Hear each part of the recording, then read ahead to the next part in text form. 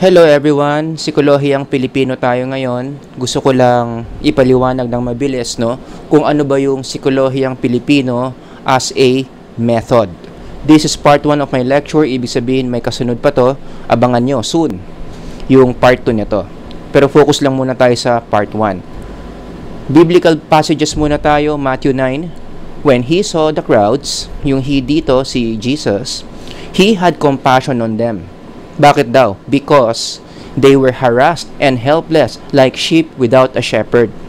Then he said to the disciples, the harvest is plentiful, but the workers are few. And then from there, talon tayo sa Matthew 23. But woe to you, scribes and Pharisees. Ito yung sikat na 7 woes. Ang nagsasalita dito si Jesus. For you shut the kingdom of heaven. Sinasara ang pintuan ng langit in people's faces.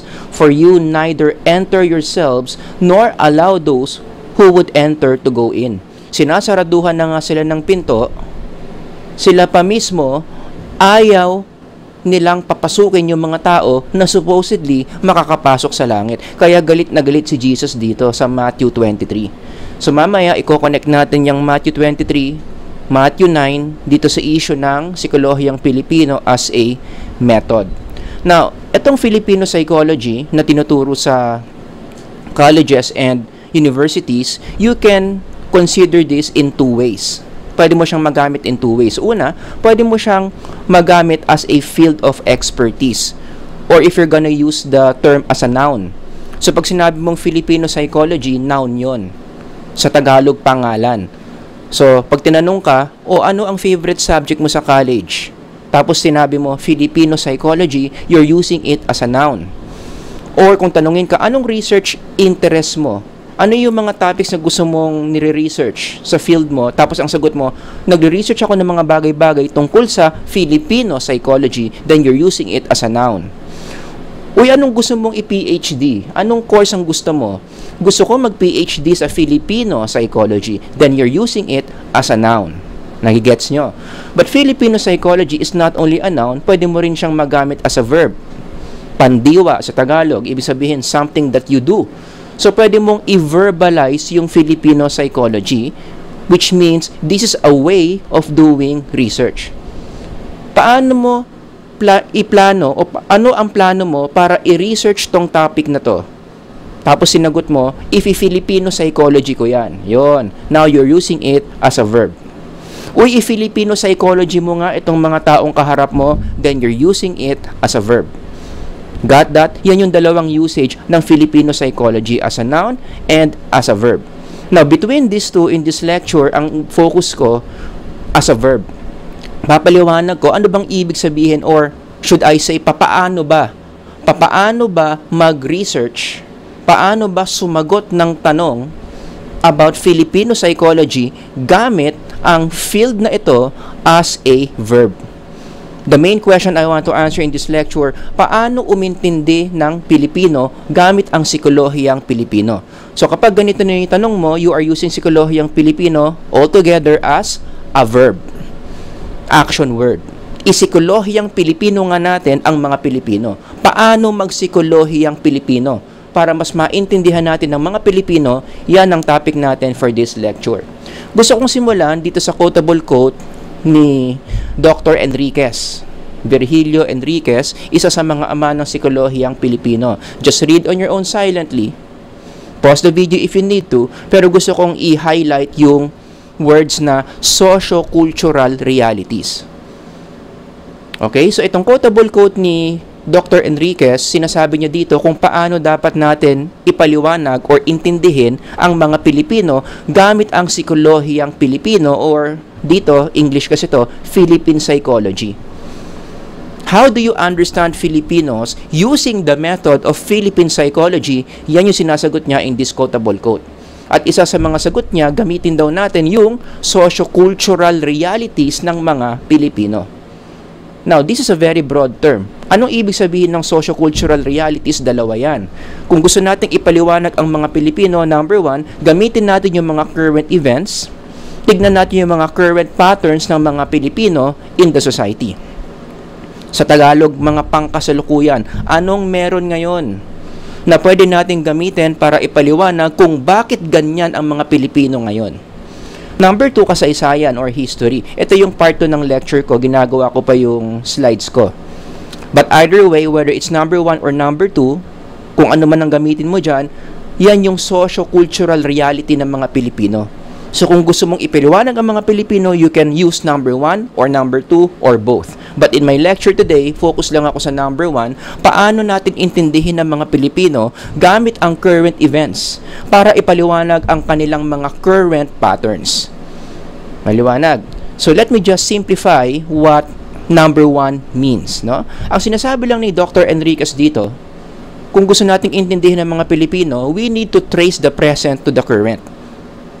Trace the present to the current. Kung ano man yung nakikita natin sa mga Pilipino ngayon, yung mga psychological patterns nila, paano sila mag-isip, anong emotions nararamdaman nila, anong mga pinaggagawa nila. Para ipaliwanag yung patterns na yon, we need to go to the present. Ano yung mga bagay-bagay sa society ng mga Pilipino ang pwedeng magamit para ipaliwanag ang isang behavioral pattern, emotional pattern, or thinking pattern ng mga Pilipino. Let me give you one example para mas malinaw yung application. Halimbawa, alam nyo ba sa Pilipinas, meron tayong Safe Space Act, RA 11313, also known as Bawal Bastos Law. Ngayon, one way to look at law, no, is laws o yung mga batas ng isang bansa. In this context, the Philippines, it reflects certain psychological characteristics that we have. Kasi ganyan ang mga batas. No? The fact na may isang batas, ibig sabihin may pangangailangan sa batas na yon. Okay? So kung i-analyze mo, bakit natin kailangan ng batas na yan, i-analyze mo yung question na yon, more or less magkakaroon ka ng clue ng certain psychological trait of Filipinos. So, gawin natin dito yan. The fact na merong bawal bastos law. Bakit kaya merong bawal bastos law? Kaya nga ginawa yan kasi may pangangailangan. Bakit may ganitong batas? Kasi merong pangangailangan sa ganitong batas. Hindi gagawa ng batas kung walang pangangailangan. So, ang tanong, bakit kailangan ng ganyang batas na bawal mambastos? You connect the dots, more or less, kasi maybe the current behavioral patterns of many Filipinos today, marami na ang quote-and-quote bastos. Kaya nga pinagbabawal ang bastos kasi dumadami na ang bastos. So, ipagbawal natin yan using this law.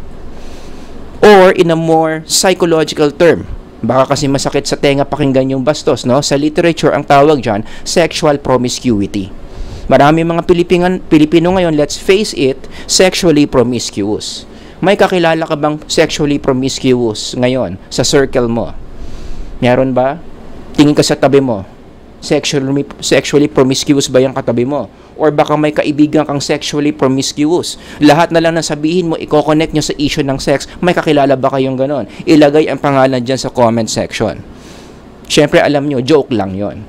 No? Pero you get the point. The fact na meron tayong ganyang batas, may pangangailangan sa batas na yan because many Filipinos already have this certain trait. And you know, whenever I think about this, minsan nawiwirduhan ako na marami mga Pilipino ang sexually promiscuous, yet we call ourselves a Christian country or a Catholic country, the only Catholic nation in Southeast Asia. Kung sinabi mong Catholic ang mga Pilipino, Christian ang mga Pilipino, dapat mag-a-apply yung mga katuruan ni Kristo. Isa sa mga katuruan niya, bawal bastos. Ang taas ng standard ni Kristo against sexual promiscuity. Ang sabi niya, I say to you that everyone who looks at a woman with lustful intent, isipan mo pa lang na masama yung babae. Mag-isip ka lang ng bastos tungkol sa babae, you already have committed adultery. Kasi sa Old Testament days, just to add some context, no, yung adultery doon, behavioral Nag-commit ka ng adultery kapag nakipagtalik ka sa hindi mo asawa. Pero dito, tinaasan ni Kristo yung standard. Hindi mo kinakailangan makipagtalik sa hindi mo asawa for you to be an adulterer. The fact na isipan mo lang ng masama yung babae, kahit walang asawa yan, kahit single yan, may asawa man o wala, basta nag-isip ka ng bastos tungkol sa babae, you have already committed adultery. Punishable yan spiritually. So, mas mataas ang standard ni Kristo. Yan ang katuruan. Yet, Ang mga Pilipino, although Christians, although Catholic, merong ganyang pattern. There seems to be a disconnect. Diba? Kaya sa perspective ng psychology of religion, talagang itatanong mo yan, what can possibly explain these patterns of Filipinos? Nagigets nyo? Pero anong gagawin natin para ipaliwanag yung pattern na yan? Hindi tayo pupunta sa Western literature. Hindi natin tatawagin si Freud. Hindi natin tatawagin si B.F. Skinner kasi Western psychology na naman yan. Remember, sa Filipino psychology, we want to explain ourselves by ourselves using the Filipino framework. Wala mo ng mga Western theories. Huwag muna nating hayaan na ipaliwanag tayo ng mga banyaga tungkol sa mga sarili natin. Ipaliwanag muna natin ang mga sarili natin. Got that? So how do you do that using Filipino psychology? Ito na. Sa tingin nyo, and you can do this as an exercise, pause the video if you need to, anong meron sa present context? Ito na yung sinasabi ni Virgilio Enriquez, if you remember. Isang paraan to para i-capture natin yung socio-cultural reality ng mga Pilipino. Yan yon. Anong meron sa present context natin kaya sexually promiscuous ang mga Pilipino? Tingin kayo sa paligid nyo. Tingin lang kayo sa paligid nyo. Anong meron sa society natin na sa tingin nyo, itong mechanism na to, or itong institution na to, or itong batas na to, ine-enable nila yung pagiging sexually promiscuous ng mga Pilipino? Present context na makikita sa Pilipinas. Meron akong sagot dyan. Pero bago ko ibigay yung sagot dyan, paglilinaw muna. Because every time I give this answer, maraming umaaway sa akin sa classroom. Okay? So, ngayon pa lang sinasabi ko na, hindi ko sinasabing, heto lang ang dahilan. Pero hindi mo rin pwedeng i-deny na isa ito sa mga posibleng dahilan kung bakit ang mga Pilipino merong ganitong pattern. Kasi lahat naman ng behavioral pattern, emotional pattern, thinking pattern, complex yan. Maraming factors that shape certain patterns. So, hindi ko ino-oversimplify yan, ha? Isa lang to sa marami. Hindi ko naman pwedeng i-lecture lahat kasi mauubusan tayo ng oras. Nagigets nyo? So, kung hindi kayo agree sa sinasabi ko, okay lang. Or kung nakukulangan kayo sa sinasabi ko, nababawan kayo sa sinasabi ko, I would understand kasi nga, isa lang yung finofocus ko dito, wherein, maraming posibleng dahilan why we have this pattern. Nagigets nyo? So, marami pa yan. Pero sa tingin ko, merong dalawang socio-cultural realities. Dalawang bagay in our present society na pwede nating gamitin para ipaliwanag why many Filipinos are sexually promiscuous. Unahin ko to. Number one, sa tingin ko, may kinalaman dyan ang pornography. Okay? I'm sure marami nakataas ang kilay ngayon or siguro maraming tumatango o nag-agree. Kasi sa Pilipinas, let's face it, napakadali ma-access ng mga pornographic materials. Kasi wala naman tayong censorship against porn. Does that make sense? Wala tayong censorship dyan. Basta meron kang internet connection, may gadget ka, pwede ka mag-login sa mga porn sites regardless of age. Although meron daw silang checking of age, may i-check ka naman daw doon para malaman kung legal age ka ba. Pero let's face it, madaling pekein yon. Okay? So bottom line, sa Pilipinas, mabilis, madali ang access sa pornography. In fact, Pornhub mismo nagsabi niyan. Gumawa sila ng database research nila, curious sila, sino ba yung mga bansa na madalas nagla-login sa website nila. And according to their results, nung gumawa sila ng study na yan noong 2018, nangunguna ang Pilipinas. Average Filipino per day, magpo-porn daw yan ng 10 minutes and 13 seconds noong 2018. Again, we top the world in pornographic watching. 2021, ganun ulit. Nawala na yung data ko ng 2019, 2020, no? Pero noong 2021, Philippines still on top of the world in terms of porn consumption. 9 minutes and 55 seconds. Noong 2022, medyo natalo ang Pilipinas ng Egypt at ng Japan, napunta na tayo sa top 3. Pero ang point ko dito, kahit top 3 ang Pilipinas, mataas pa rin yan. Biruin mo top 3 sa buong mundo when it comes to porn consumption. Does that make sense? 9 minutes and 54 seconds. Ang average Filipino porn consuming noong 2022. O, no, ito, latest to. Noong 2023, just last year, bumalik na naman ang Pilipinas on top of the list. Natalo na naman niya ang Japan at ang Egypt. Filipinos, number 1 sa porn consumption, according to the database of a porn website. O, ang bottom line lang dito, wag na natin masyadong pakomplikaduhin, no? Whether it's 2023, 2022, 2021, 2018, ang Pilipinas madalas on top of the world in terms of porn consumption. Ngayon, kung psych major ka at nag-aral ka ng biopsychology, you would know na merong effect sa brain yung panonood ng porn. Ang daming studies dyan. Pero syempre, hindi ko na i-lecture dito yon. You can just go to my other lectures for that. I think in my biopsych libreng sit-in, meron akong lecture doon on how porn destroys the brain. Okay? Basta ang sinasabi ko dito, may effect yung panonood ng porn sa brain. O, i-connect mo ngayon yon. Ang mga Pilipino, consistent ang tataas. O, noong 2018, 2021, 2022, 2023, malakas mag-consume ng porn. So, are you surprised kung bakit may magiging something sa brain sa mga Pilipino na magiging sobrang lakas ng sex drive nila, hindi na nila mapigilan yung mga urges nila, which leads to lots of sexual promiscuity. Now, we can form this framework. It all started sa maluwag na porn. May mga nasirang part sa brain. Again, may lecture ako dyan. Panoorin nyo na lang. At yun yung naging dahilan kung bakit hirap na hirap ang mga Pilipino na i-control yung mga sexual urges nila. Therefore, ang dami ng babastos. It's so alarming already. Gumawa na tayo ng batas pangharang dyan. Ginawa na yung bawal bastos law. You see, that's how you do psikolohiyang Pilipino. Napansin nyo, hindi ako gumamit ng Western theory. Meron tayong pinapaliwanag na pattern. Ito, bakit may bawal bastos law? Hindi natin sinabi, hindi natin kinonsulta si Freud. Kasi alam naman natin yung isasagot ni Freud pag kinonsulta natin siya. Sasabihin niya ang mga Pilipino sexually repressed kasi Catholic nation, sa sobrang repressed na, umapaw na ng umapaw yung sexual urges natin, sumabog na, leading to sexual promiscuity. Yun lang naman yung sasabihin ni Freud. Pero again, anong problema natin kay Freud? Hindi naman Pilipino si Freud. Hindi naman taga Vito Cruz yan. Hindi pa niya nakita yung Quiapo. Hindi pa niya naakit yung Mount Banahaw. Does that make sense? Wala siyang perspective of what's happening in the Philippine society. Kaya sa psikolohiyang Pilipino, as much as possible, ayaw natin gumagamit ng Western framework. So what do? Punta tayo sa sarili nating psychological sphere and find something there that will explain our own patterns. Exactly what I did right now. Nagigets nyo? Naipaliwanag natin yung bawal bastos law sa pamamagitan ng pagtingin sa sarili nating konteksto. Maluwag tayo sa porn sa Pilipinas leading to this pattern.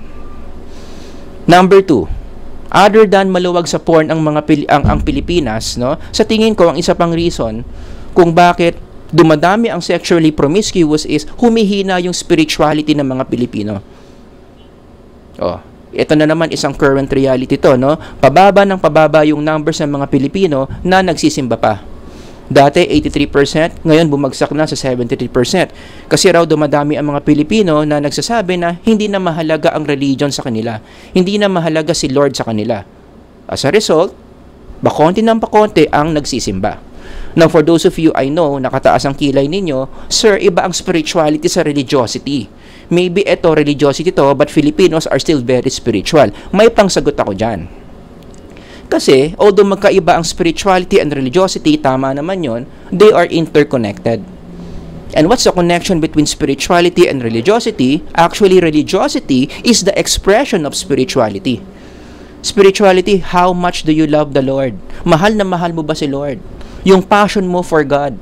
Sa sobrang passionate mo for God, gusto mo, yung mga behaviors mo, laging in connection kay Lord. Pinapakita mo sa public na mahal mo si Lord. And the best way to do that is through your religiosity. Kaya ka nagsisimba. Kasi you cannot help it because you love the Lord so much that you would like to be in His temple. So, magkaibang ang konsepto yan, pero related. So, the fact na bumababa ang religiosity, tama naman, no? You can interpret these numbers as religiosity. Bumababa, kumukonti ang mga taong nagsisimba, pero bakit? Indication yan na pag mababa ang religiosity, humihina din yung passion ng mga Pilipino sa Diyos. Lumalayo yung inner connection nila from God. Kaya pwede mo itong gamitin na metric ng spirituality ng mga Pilipino. The fact na humihina ang religiosity, it implies, most likely, malamang sa malamang, may problema sa spirituality. Nagigets nyo? Kaya ako nasabi dito na spiritual weakening. Yung isa sa mga possible causes of sexual promiscuity. So, gawa na ulit natin ng model. Ganyan na yan. Humihina ang spirituality, malayo na ang loob kay Lord, hindi na kinakausap si Lord, hindi na napupuno yung isip ng mga Pilipino ng God's Word. So, ano nangyayari? Yung mga makamundong drives, tulad ng sex drive, tumataas.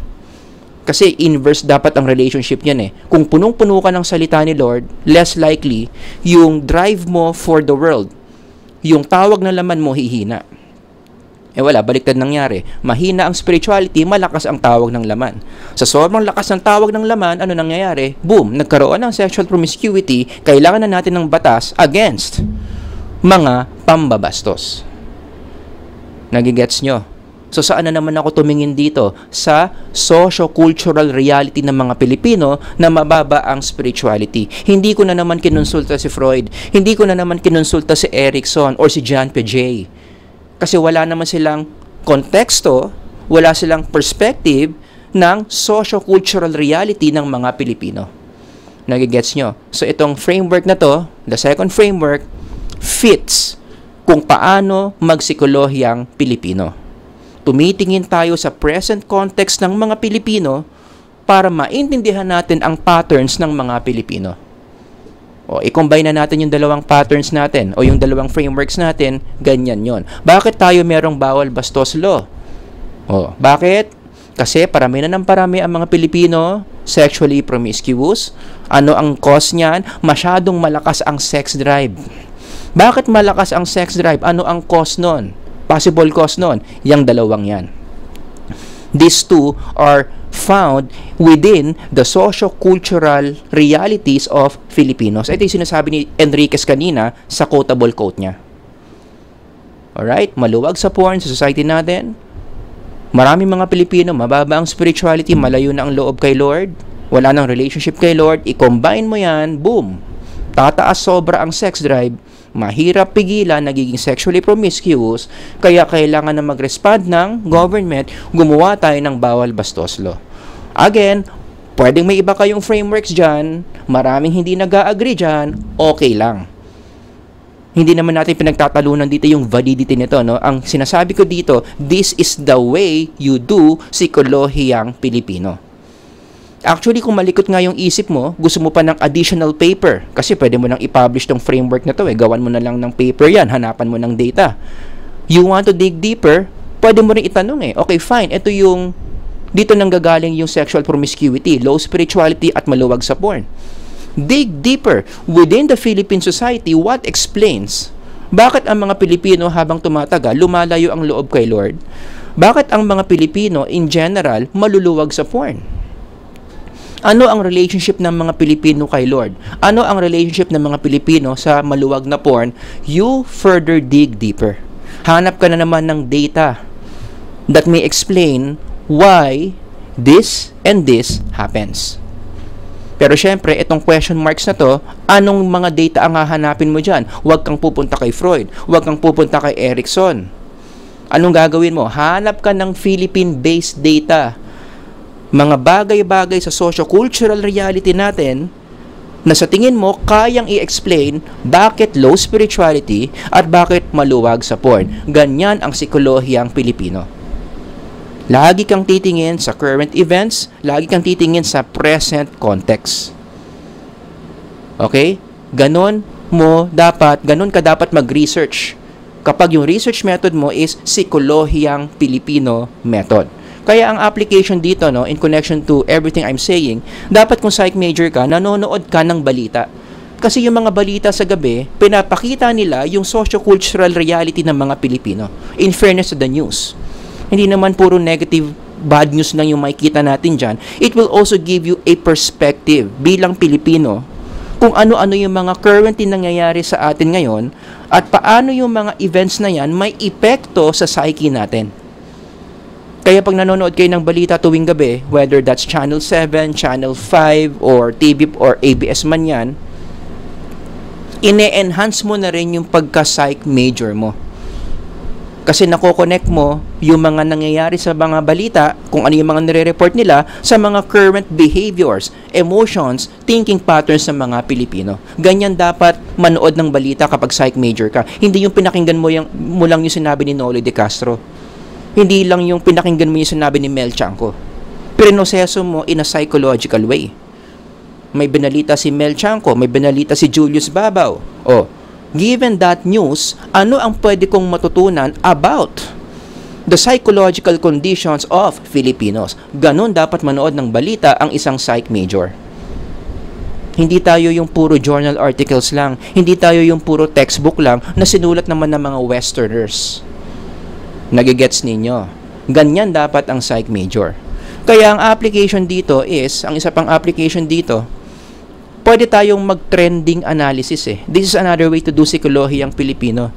I-analyze natin sa society natin, ano yung mga bagay na nagte-trending at bakit kaya ito nagte-trending. Kapag nasagot mo yung numbers 1 and 2, ang dami mong insight na makukuha about the Filipino psyche. Ito, nag-uuso to. Bakit ito nag-uuso? Anong meron? Bakit gusto to ng mga Pilipino? Ang dami mong insights na makukuha. Why Filipinos are the way they are. Okay? To visualize what I'm saying here, ito lang yan. This is how you do psikolohiyang Pilipino. You start with the current patterns you want to explain. Ganito si Juan de la Cruz. Itong mga ginagawa niya. Ito yung nararamdaman niya currently. Ito yung mga bagay na iniisip niya. Ang tanong, bakit? Anong meron sa present context ni Juan de la Cruz kung bakit siya ganyan? Like what? Bigyan ko kayo ng example sa current Filipino patterns. Alam ko naman kailangan ko nang i-update to, pero it's the idea that counts, no? Ito yung mga patterns. Paano mag-behave yung mga politicians natin? Paano mag-behave yung mga top social influencers? Yung mga nasa show business, yung mga celebrities, bakit ganyan yung mga behaviors nila? Bakit sa daan, marami na ang road rage sa Pilipinas, parami ng parami, almost every week. May balita na marel, nagsuntukan, nagbanggaan, nagmurahan, yung iba nga may napapatay pa. Pick any of those patterns and then from there, ano kayang meron sa society natin that may explain, pwedeng gamitin bilang paliwanag kung bakit nangyayari ang mga to. Bakit ganyan ang patterns ng mga Pilipino? Ganyan ang psikolohiyang Pilipino as a research method. Nagigets nyo? Syempre, nag-aabang na kayo. Anong kinalaman ng Matthew 9 at ng Matthew 23 dito sa lecture ko ngayon? Malaki ang kinalaman, no? Ang kinalaman kasi niyan dito, no? Matthew 9 and Matthew 23 adopts this principle. Si Kristo mismo alam yung principle na yan eh. Although si Kristo hindi Pilipino. Pero yung approach na ginamit niya to understand people around him fits this pattern na ginagamit natin sa psikolohiyang Pilipino. Kaya itong model na to hindi lang to exclusive nag-e-exist sa psikolohiyang Pilipino. It's just that psikolohiyang Pilipino pinag-aaralan natin, no? Pero it can also be applied sa ibang mga culture. So, current pattern, may nakita sa Kristo ng mga current pattern. Paano niya pinaliwanag yung current pattern na nakita niya sa mga tao that he was dealing with? Ginamitan niya ng present context.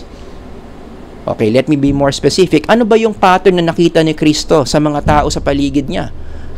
They were harassed and helpless like sheep without a shepherd. Yan yung pattern na nakita niya. Harassed, helpless, mga lost, wala silang mga shepherd. That's the current. At ano ang explanation ni Kristo kung bakit ganyan yung mga taong kaharap niya? Hinanapan niya ng present context. Kung ikaw, isa kang tao during this time at nakikita ka ni Kristo, most likely anong present context mo? Una, the workers are few. Wala kasi masyadong nag-share ng God's word during that time.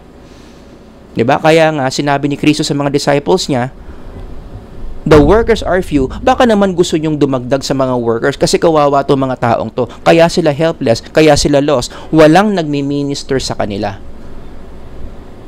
Hindi maaasahan yung mga Pharisees, yung mga Sadducees for the spiritual growth of these people. Kulang na kulang sa workers. See, yung workers are few, that's the present context of the people here. Pangalawa, yung isa pang present context kung bakit ganyan yung mga taong yan, may kinalaman dyan yung mga Pharisees and teachers of the law. Kaya doon nang gagaling yung galit na galit si Kristo sa mga teachers of the law and the Pharisees. Kasi at the present context, yung konteksto na pinanggagalingan ng mga tao dito, kaya sila ganyan kasi ganito ang mga Pariseyo. They shut the kingdom of heaven in people's faces. Ginagamitan nila ng mga spiritual ideas yung mga tao to take advantage of them. Ang pinipreach ng mga Pharisees is work-based theology. You do this and you do that to make God happy. Kaya ang resulta, marami mga tao dito na burden. Imbis na maging closer kay Lord, nalalayo kay Lord. Kasi mali yung theology, mali yung understanding nila of who God is. And who's the cause?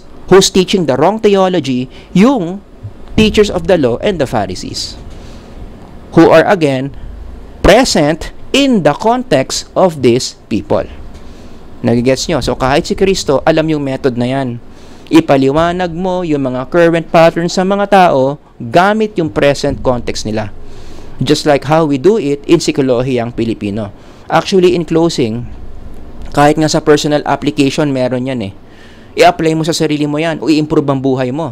Like for example, ganun din, gamitin mo yung framework na yan. Ano yung current pattern mo ngayon na ayaw mo sa buhay mo?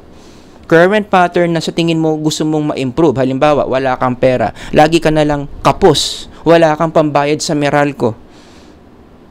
May mga times hindi ka na nagdi-dinner kasi wala kang pambili ng pagkain. Wala kang pera. That's your current pattern. Now, how do you solve that? Tingnan mo yung present context mo. Ano bang meron sa paligid mo na sa tingin mo magpapaliwanag kung bakit ka laging walang pera? Kapag yan nakita mo, problem half solved. Diba? Kasi pag na-identify mo yung problem mo o yung source ng problem mo, more or less na-solve mo na yan. Kasi ang iisipin mo na lang, so paano mo i-deal with yung source? Gets nyo? So lagi kang walang pera. Tingin ka sa context mo. Sino bang mga kaibigan mo ngayon? Ano bang mga pinagkakagastosan mo ngayon? Paano mo ba ginagastos yung pera mo in the first place? Yan yung mga key questions. Tapos, i-connect mo yung mga sagot mo doon, dito sa current pattern mo, it gives you insight kung bakit ganito ang current pattern mo. Or another example, in relationships, lagi ka na lang iniiwan. Lagi ka na lang niloloko. Binibigay mo naman lahat. Honest ka naman sa relationship, pero lagi ka pa rin iniiwan. Bakit? Apply this framework. Ano yung current pattern mo? Lagi kang sawi sa relationship. Ang tanong, bakit? Anong meron sa present context mo na pwedeng magpaliwanag kung bakit ka laging ganyan? Baka naman nasa ugali mo? Baka naman siguro in the way how you see relationships? Maybe may kinalaman yan sa how you treat those people that you are courting. Baka may ginagawa ka, may sinasabi kang hindi pala maganda. Tapos akala mo okay lang, hindi pala okay sa kanila. Lagi kang iniiwan. Alamin mo yon. Ano yung present sa context mo na pwedeng magpaliwanag kung bakit ka laging iniiwan, problem half solved pag nagawa mo yan. Maliwanag. So I hope you can see how useful yung framework ng Psikolohiyang Pilipino as a method. So sa next lecture ko, pag-uusapan natin yung part 2, paano gamitin ang Psikolohiyang Pilipino as a method. This time, gagamitin naman natin yung kasaysayan, yung history. Paano magpaliwanag ng mga Pilipino gamit ang Philippine history. Alright, so kung meron kayong mga questions, comments, ilagay nyo lang dyan sa baba, sa comment section. Sana nakatulong tong lecture na to. Sir Howard here. Hanggang sa sunod na lecture. God bless everyone. Bye-bye.